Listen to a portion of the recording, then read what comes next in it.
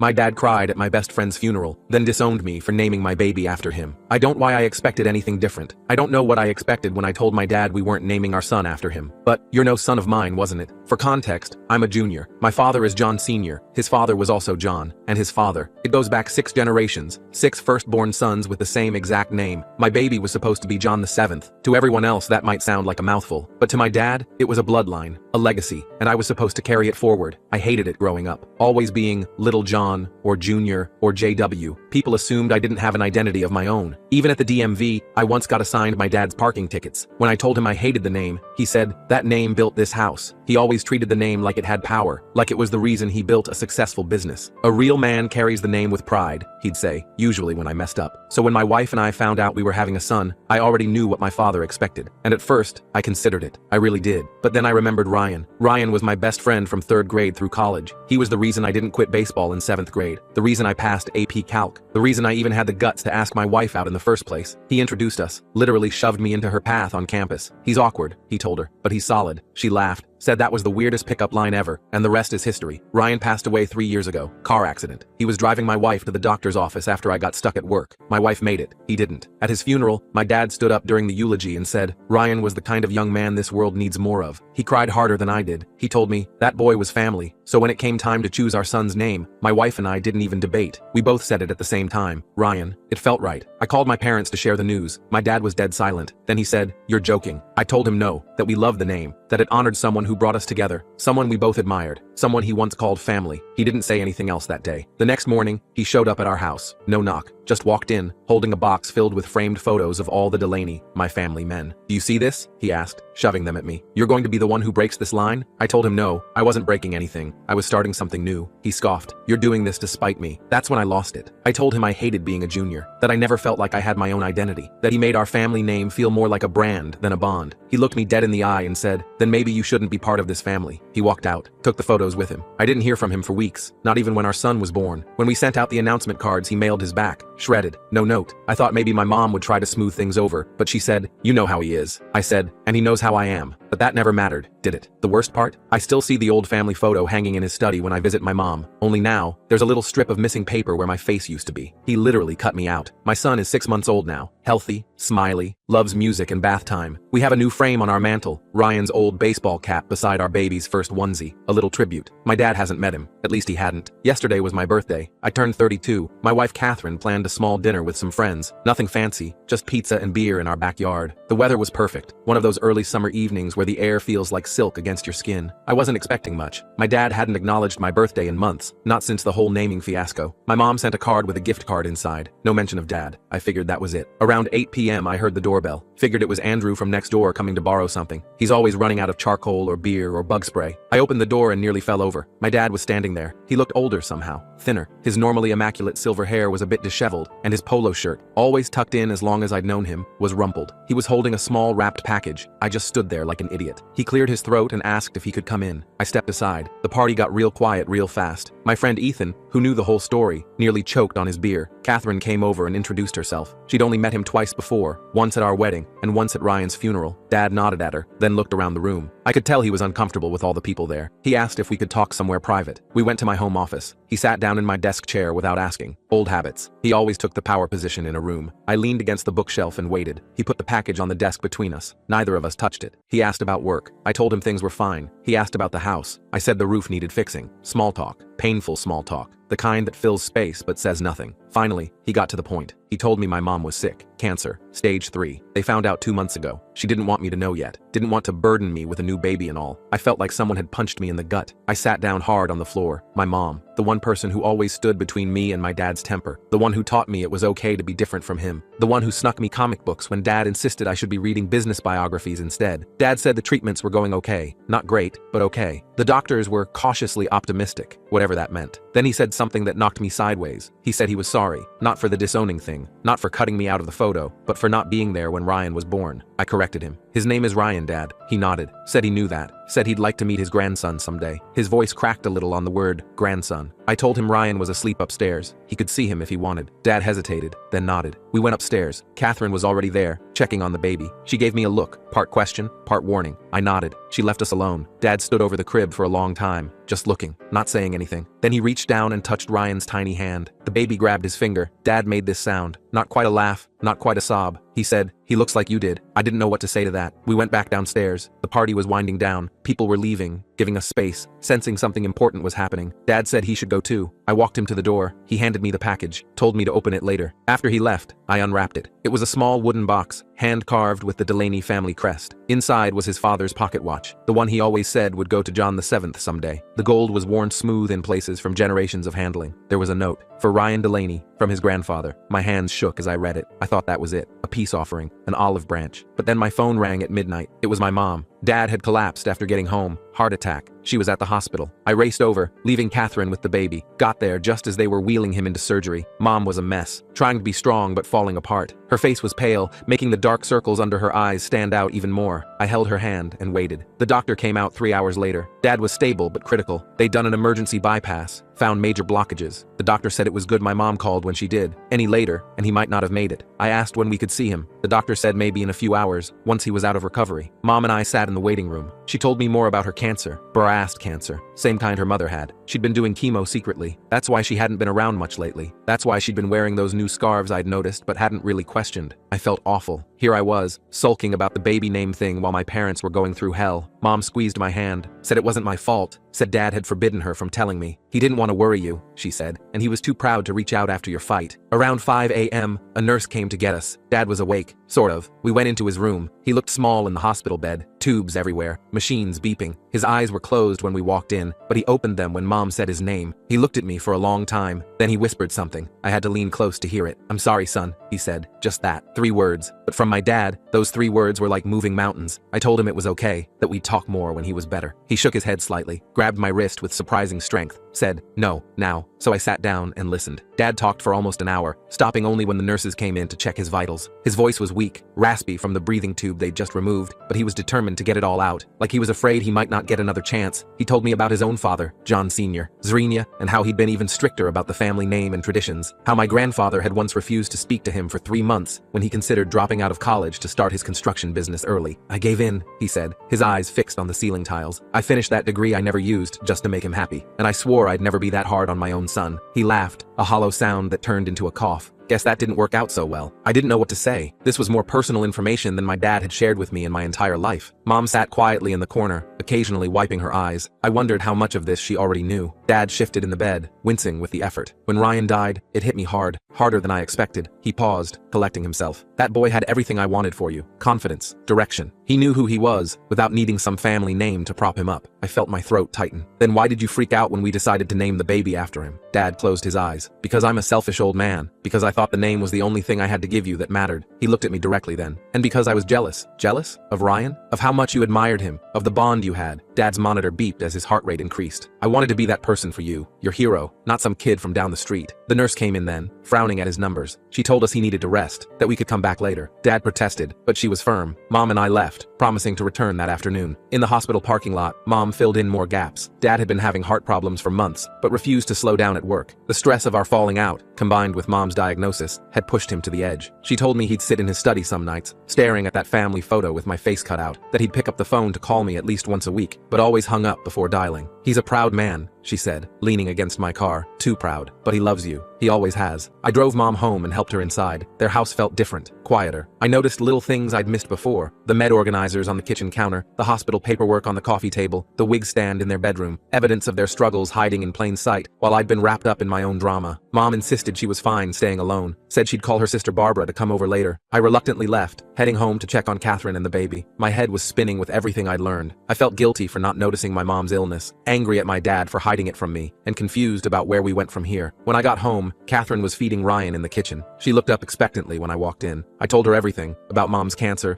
Dad's heart attack, the conversation in the hospital. She listened without interrupting, bouncing Ryan gently when he fussed. "So what happens now?" she asked when I finished. I shook my head. "I don't know. I guess we try to put the pieces back together." The next few weeks were a blur of hospital visits, doctor appointments, and sleepless nights. Dad improved slowly, moving from the ICU to a regular room. Mom started a new round of chemo that made her even sicker than before. I took family leave from work to help shuttle them both to medical appointments. Catherine was amazing, juggling the baby and picking up my slack at home without complaint. One afternoon, about 2 weeks after Dad's heart attack, I brought Ryan to the hospital. Dad was sitting up in bed, looking more like himself. He'd gained back some color, and the nurses had helped him shave and comb his hair. When he saw us, his face lit up in a way I hadn't seen in years. "There he is," Dad said softly, as I approached with Ryan in my arms. "There's my grandson." I hesitated, then carefully placed Ryan in his arms. Dad looked terrified for a moment, like he might break this tiny human. Then Ryan grabbed his finger, just like that night at our house, and Dad relaxed. "Hello, Ryan," he said, his voice thick with emotion. "I'm your Grandpa John." It should have been a perfect moment, a new beginning, but as I watched them together, something nagged at me. Dad seemed sincere in his apology, in his acceptance of Ryan's name, but was it just because he was facing his own mortality? Would he have ever come around if he hadn't gotten sick? If Mom hadn't gotten sick? I pushed the thoughts aside. It didn't matter now. What mattered was moving forward, rebuilding our relationship, making sure Ryan knew his grandfather. Dad looked up at me, his eyes wet. "He's perfect," he said. "You did good, son." For the next month, things were better. Not perfect, but better. Dad came home from the hospital. Mom finished her round of chemo and got slightly better news at her follow-up scan. The tumors had shrunk a little, not as much as the doctors hoped, but it was something. Dad and I established a fragile truce. We talked about safe topics, sports, the weather, Ryan's latest milestones. We carefully avoided anything that might reopen old wounds. Then came the family reunion. It's an annual Delaney tradition, held at my Uncle Philip's lake house every July. All the extended family comes, cousins, second cousins, great aunts and uncles, people I see once a year and barely recognize. I almost skipped it this year, given everything that had happened, but Mom insisted we come, said it would be good for everyone to meet Ryan. Dad seemed nervous about it, but agreed it was important. The day started off okay. We arrived around noon. People cooed over Ryan, commented on how much he looked like me, asked about his name. I gave the simplified version, named after my best friend who passed away. Most people nodded and moved on. A few of the older relatives looked confused, but didn't press. Then my great-uncle Frank arrived. He's my grandfather's brother, in his late 80s, sharp as a tack, and completely unfiltered. He made a beeline for us as soon as he spotted the baby. "So this is the new Delaney boy," he boomed, peering at Ryan in Catherine's arms. "John the 7th. Quite a legacy you've got there, young man." An awkward silence fell over our little group. Dad tensed beside me. I cleared my throat. "Actually, his name is Ryan. Ryan Thomas Delaney." Frank's bushy eyebrows shot up. "Ryan? Not John?" He looked at my father in confusion. "John, you broke the tradition?" Dad's face flushed red. I could see the muscle in his jaw working, the way it did when he was angry but trying to control it. "It was my son's decision," he said stiffly. Frank scoffed. "Your father would roll over in his grave. 6 generations down the drain." He shook his head in disgust. "What's next? Selling the family business to strangers?" I felt Catherine stiffen beside me. She handed Ryan to me and excused herself, probably to avoid saying something she'd regret. I bounced Ryan gently, trying to stay calm for his sake. "It's just a name, Uncle Frank," I said. "The family legacy is about more than that." Frank wasn't having it. "In my day, we respected our elders. We honored traditions." He turned to my father. "John, I'm surprised at you, letting the boy get away with this." That's when Dad surprised me. He stepped forward, placing himself between Frank and me. "That's enough, Uncle. My grandson's name is Ryan, and it's a fine name. We're proud of it." Frank huffed and walked away, muttering about kids these days and no respect. Dad watched him go, then turned to me with a weak smile. "Sorry about that. He's from a different era." I nodded, grateful for the support, but still unsettled. "Thanks for stepping in." Dad reached out and touched Ryan's cheek. "He is who he is. Ryan Delaney. No need to be anyone else." The moment felt significant, like maybe we'd turned a corner. But later that evening, I overheard Dad talking to his cousin Gloria on the porch. I hadn't meant to eavesdrop, but their voices carried through the open window as I was putting Ryan down for a nap in one of the bedrooms. "It still bothers you, doesn't it?" Gloria asked. "The name thing." Dad sighed. "Of course it does. It's our family tradition." "Then why did you defend it to Frank?" "What choice do I have? The boy's already named. And with everything else going on, Linda's cancer, my heart, I can't afford another fight with my son. So you're just giving in?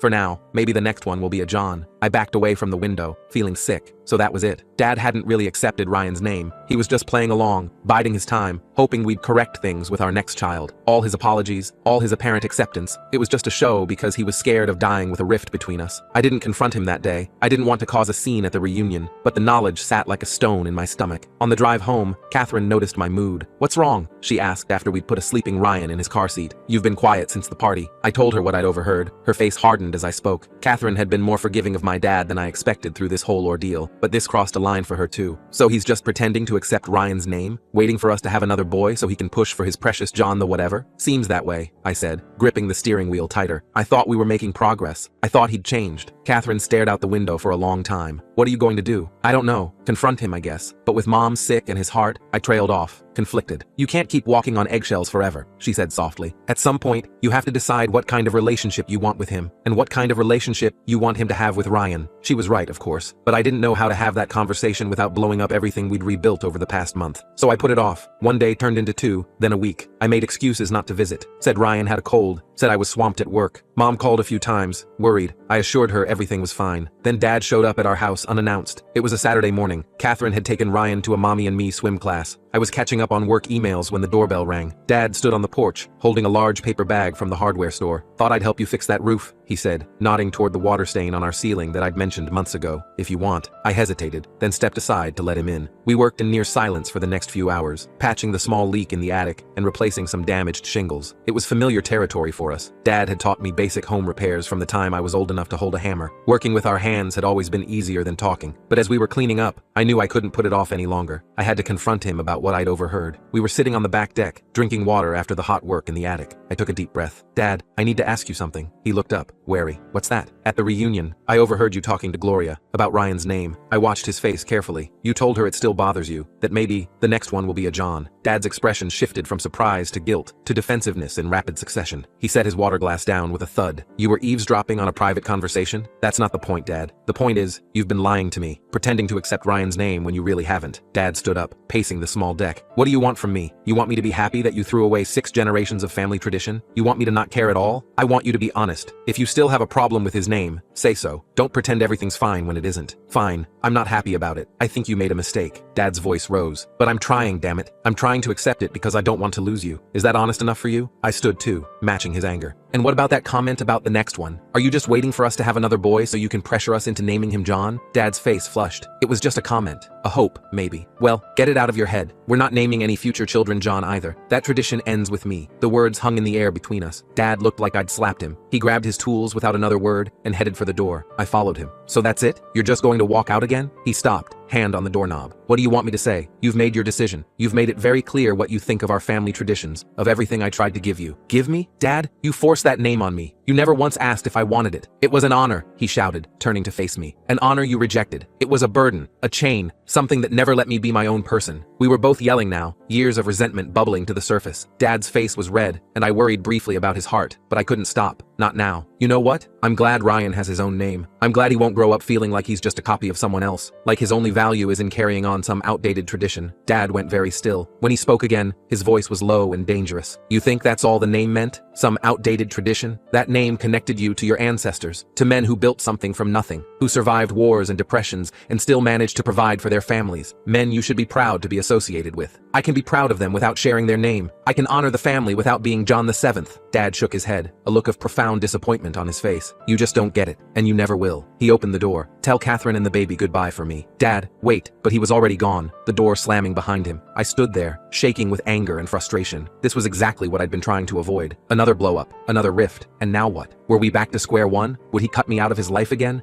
just when Mom needed us both the most? Catherine came home an hour later with a sleepy Ryan. One look at my face told her everything she needed to know. You had the talk, she said, not a question. I nodded, taking Ryan from her arms. He smelled like chlorine and baby shampoo. I held him close, drawing comfort from his solid little weight. It didn't go well, I said unnecessarily. He left, angry. Catherine sighed, dropping her swim bag on the floor. What exactly happened? I recounted the argument as best I could. Catherine listened, her expression growing more troubled. So now what? She asked when I finished. I don't know. I really don't. I looked down at Ryan, now sleeping against my shoulder. I just know I don't want him growing up in the middle of this war. The next day, I tried calling Dad. No answer. I called Mom, who sounded tired and stressed. She said Dad had come home upset, but wouldn't tell her why. That he'd spent the night in his study, something he only did when he was really angry. I felt terrible adding to her worries when she was already dealing with so much. A week passed, then 2. No word from Dad. Mom came over a few times to see Ryan, always alone. She looked worse each time, thinner, paler, her headscarf not quite hiding the complete loss of hair from the chemo. I wanted to ask about Dad, but I didn't want to put her in the middle more than she already was. Then, on a rainy Tuesday afternoon, everything changed again. I was at work when my phone rang. It was the hospital. Dad had another heart attack, a big one. They weren't sure he was going to make it this time. I left work immediately, calling Catherine on the way. She promised to meet me at the hospital with Ryan. I drove too fast, my mind racing with all the things I'd never said to my father, all the conversations we'd never finished, the reconciliation we'd never quite managed to achieve. When I arrived, Mom was already there, looking small and fragile in the waiting room chair. Her sister Barbara sat beside her, holding her hand. Mom's face crumpled when she saw me. I rushed over and hugged her carefully, mindful of how thin she'd become. "How is he?" I asked, dreading the answer. "In surgery," Barbara answered when Mom couldn't. "It's not good. The doctor said his heart was severely damaged from the first attack. This one was worse." I sat down heavily. "This is my fault. The argument—" "Stop that," Mom said sharply, surprising me. "Your father has been ignoring his doctor's orders for months, not taking his medication properly, working too much, stressing about everything." She took my hand. "This is not your fault." But I couldn't shake the feeling that our fight had contributed, that the stress of our ongoing conflict had pushed his already damaged heart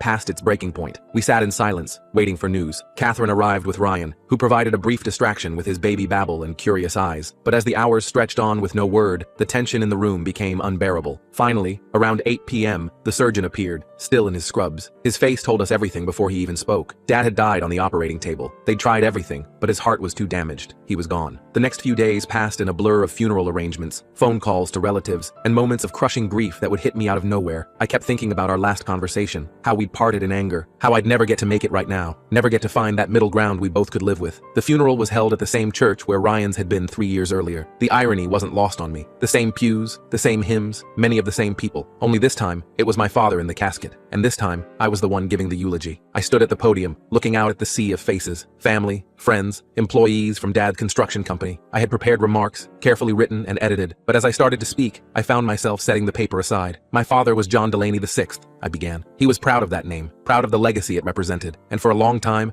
I resented that pride, resented being John Delaney Jr., Zrenia, Sigdav Tini. I paused, looking down at where Catherine sat with Ryan in her arms. My son, my legacy. But standing here today, I realized something. A name isn't just a label, it's a story. My father's story was one of determination, hard work, and yes, sometimes stubborn pride. He built a business from nothing. He provided for his family. He tried in his own way to pass on what he thought was important. I took a deep breath, fighting back tears. We didn't always agree on what was important. We fought about it, right up until the end. But I never doubted that he loved me, that he wanted the best for me, even if we disagreed on what best meant. I looked over at the casket, at the formal portrait of my father displayed beside it. Stern, dignified, every inch John Delaney Sr. "Dad, I wish we'd had more time. I wish we'd found a way to understand each other better. But I want you to know that Ryan will grow up knowing your story, knowing his grandfather's legacy. And in that way, the name lives on, even if it's not the way you planned." After the service, people lined up to offer condolences. Most were a blur, hands to shake and platitudes to exchange. But one conversation stood out. My father's oldest friend, Kevin, pulled me aside as the crowd was thinning. "Your dad came to see me, you know, after your fight about the baby's name." I shook my head. "I didn't know that." Kevin nodded. "He was torn up about it. Couldn't understand why you'd reject the family name. I told him maybe it wasn't about rejection. Maybe it was about creation, about you making your own path, just like he did when he started his business against his own father's wishes." I stared at him, surprised. What did he say to that? Kevin smiled sadly. He said he'd never thought of it that way. Said maybe he'd been too hard on you, that he was proud of the man you'd become, even if he didn't always show it. I swallowed hard. He never told me that. He was going to. He called me the morning of his heart attack, said he was going to come see you that weekend, make things right. Kevin squeezed my shoulder. He ran out of time, but he wanted you to know. I stood there, stunned by Kevin's words. My dad was going to make things right. He'd been planning to come see me, to fix what was broken between us, and now he never would. The weight of that missed opportunity hit me like a physical blow. I thanked Kevin for telling me, then found Catherine in the crowd. I needed to hold my son. The reception after the funeral was at my parents' house. My mom's house now, I guess. People filled every room,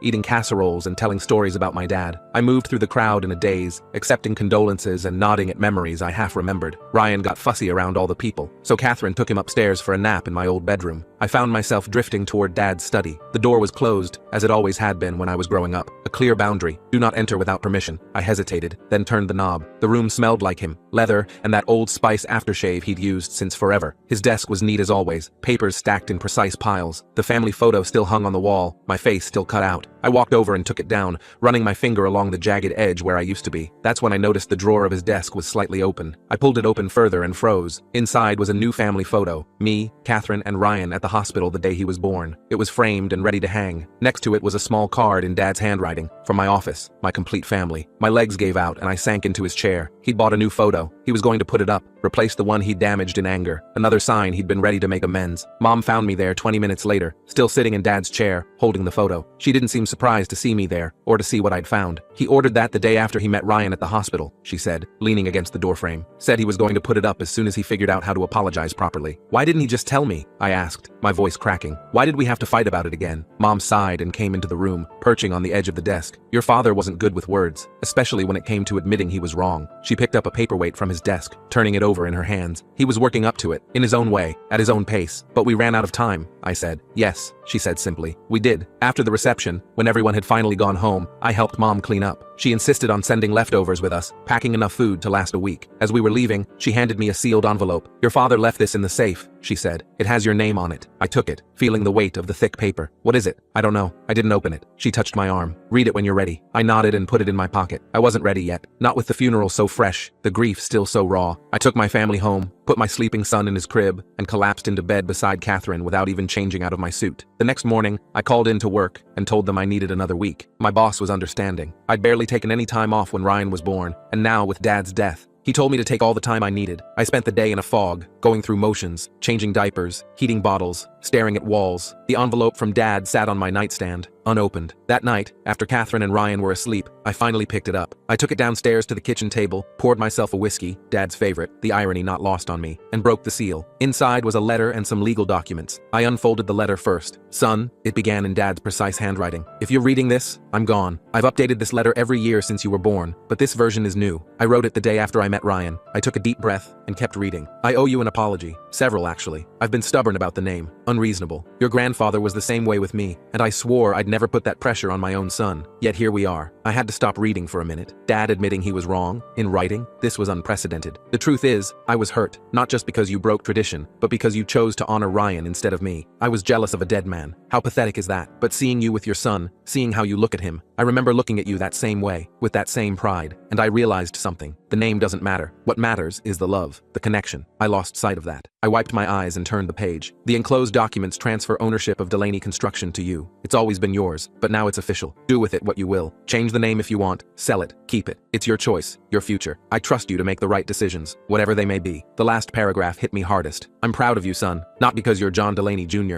Zrania, but because you're a good man. A better man than me in many ways. You stood your ground when it mattered. You chose your own path. I didn't always understand your choices, but I always respected your courage in making them. Tell Ryan about me someday. Tell him whatever you want, the good and the bad. Just make sure he knows I loved him, even if I didn't show it well. And know that I loved you too, always. Your father. I sat at the kitchen table until dawn, reading and rereading the letter, thinking about all the conversations we should have had, all the things left unsaid between us. But at least I had this, his final words, his blessing, in his own way. The next few months were hard, really hard. Mom's cancer took a turn for the worse after Dad died, like she'd been holding on for him somehow, and now she could let go. The doctors tried a more aggressive treatment, but it was too late. She passed away just before Ryan's first birthday. I lost both parents in less than 6 months. It felt unreal, like some cosmic joke. The double grief was overwhelming. Some days I could barely get out of bed, but I had Catherine, I had Ryan, I had responsibilities, so I kept going, one foot in front of the other. I took over Dad's company, learning as I went. The employees were patient with me. Many had known me since I was a kid, visiting the construction sites with Dad on weekends. One day, about a year after Dad died, I was going through some old files in his office at the company headquarters. I found a folder labeled John 7 tucked in the back of a cabinet. Inside were college brochures, information about trust funds, even a few properties Dad had apparently been considering purchasing as future investments for his grandson, all prepared before Ryan was even born, before we told him the name. It was another glimpse into his mindset, his expectations, but instead of making me angry, it just made me sad. Sad for all the plans he'd made that would never happen. Sad for the relationship he'd never have with my son. That night, I talked to Catherine about something I'd been considering for a while. Our second child. She was 4 months pregnant, and we'd just found out it was another boy. We hadn't discussed names yet, both of us a little gene shy after everything that had happened with Ryan. What about John? I said quietly as we lay in bed. Not as a first name, as a middle name. Catherine propped herself up on one elbow, studying my face. Thomas. Are you sure? After everything? I nodded. I've been thinking about it a lot. Dad was wrong about forcing the name on me, about making it this huge legacy thing. But he wasn't wrong about wanting to be remembered, about wanting that connection to continue. She placed her hand on her growing belly. So what would his first name be? I was thinking, Thomas, after your dad. Thomas John Delaney. Catherine's eyes filled with tears. My dad would love that. And I think my dad would too. Eventually, I smiled. He'd probably grumble about it not being a first name, but he'd come around. We decided to keep the name choice private for a while, just between us. When Thomas was born 3 months later, we announced it to the family without fanfare. Just a simple birth announcement. Thomas John Delaney, 8 pounds 2 ounces, born 3:17 a.m. My Uncle Philip called first. John is a middle name, huh? Your dad would have had opinions about that. I laughed. Yeah, he would have, but I think he'd have come around. You know, Philip said thoughtfully, your grandfather's middle name was Thomas. Did you know that? I hadn't. Dad had never mentioned it. Really? Yep. John Thomas Delaney IV. It was his mother's maiden name or something. Your dad probably forgot, or never knew. He wasn't big on family history beyond the Johns. I hung up feeling like maybe this was meant to be. A connection I hadn't even known I was making. As the boys grew, I found myself thinking about Dad often. When Ryan hit a baseball for the first time, I wished Dad could have seen it. He'd played minor league ball in his youth. When Thomas took his first steps, I caught myself reaching for my phone to call Dad before remembering he was gone. On Ryan's 5th birthday, we had a small party at the house, just family and a few friends. As I was cleaning up afterward, I found Ryan sitting in my office, looking at a photo of my dad. Is that your daddy? He asked, pointing at the picture. Yeah, buddy, that's your grandpa John. Ryan studied the photo. Did he like baseball like me? He loved baseball. He played it when he was young. Ryan nodded, processing this. Why don't I see him like I see Grandpa Thomas? I sat down next to him, trying to figure out how to explain death to a 5-year-old. Grandpa John died before you could really meet him, but he loved you very much. Even though I never saw him, even though he held you when you were a tiny baby, and he was very happy to meet you. Ryan looked at the photo again. Was he nice? I hesitated. How do you sum up someone as complicated as my father to a child? He was strong and brave, and he loved his family more than anything. Sometimes he had trouble showing it the right way, but he always tried his best. Ryan seemed satisfied with that answer. He handed me the photo and ran off to play with his new toys. I put the picture back on my desk, next to one of both boys at the beach last summer. As Ryan and Thomas grew, I made a point of telling them stories about their grandfather. Not just the good parts, but the real parts. How he built his business from nothing. How he could be stubborn and difficult. How he taught me to throw a curveball and fix a leaky faucet. How he cried at Ryan's funeral and defended his grandson's name to great Uncle Frank. I wanted them to know him as a real person, not just a name or a legacy. I wanted them to understand where they came from, without feeling bound by it. To see the good and the bad, and make their own choices about what to carry forward. On the 10th anniversary of Dad's death, I took the boys to the cemetery. Ryan was now 10, Thomas 7. They placed flowers on the grave and asked questions about the man they barely remembered or never knew. As we walked back to the car, Ryan asked me a question that stopped me in my tracks. Dad, are you sad that I'm not named John, like all the other Delaneys? I knelt down to his level, putting my hands on his shoulders. No, buddy, not at all. You're named after one of the best men I ever knew. Someone who was brave and kind and always there for me, just like you're always there for your brother. Ryan nodded, considering this. But Grandpa wanted me to be John, right? That's why you guys fought? Kids pick up more than we think. I sighed. Yeah, that's part of it. Grandpa thought names were really important, that they connected us to our history. Are they? Important, I mean? I thought about it. About all the anger and hurt that had swirled around something as simple as what to call a child. About the tradition that had meant everything to my father and felt like a prison to me. Names matter because they're the first gift we give our children, I said finally. But what matters more is who you become, not what you're called. Ryan seemed to accept this. Thomas, who had been listening quietly, piped up. I like my name, both parts. I smiled and ruffled his hair. Me too, buddy. As we drove home, I thought about how far we'd come. How the name that once divided our family now connected us in new ways. Ryan carried my best friend's legacy. Thomas carried a piece of both his grandfathers. And I carried my father with me every day in ways that went far beyond a shared name. That night, I dreamed about Dad. We were sitting on the deck of my house drinking beer and watching the boys play in the yard. No arguments, no tension, just two men watching the next generation grow. In the dream,